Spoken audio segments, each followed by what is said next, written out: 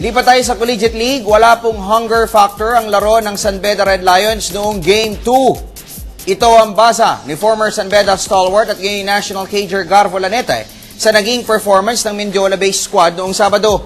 Sa naturang laban ay na-wrap up na husana ng San Beda ang Championship Series kontra Letran Knights kung hindi lamang masyadong lumaylay ang laro ng koponan.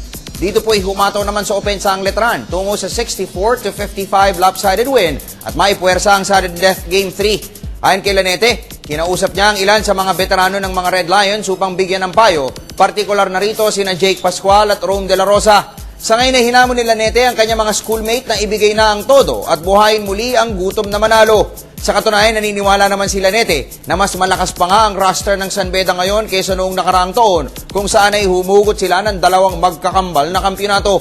Hangad ng Ronnie Magsanok mentored squad na ihatid sa San Beda ang ikatlong 3-peat at ang pang-17 NCAA crown. Ang kaparehong bilang na actually 16 lamang po ang sa Letran.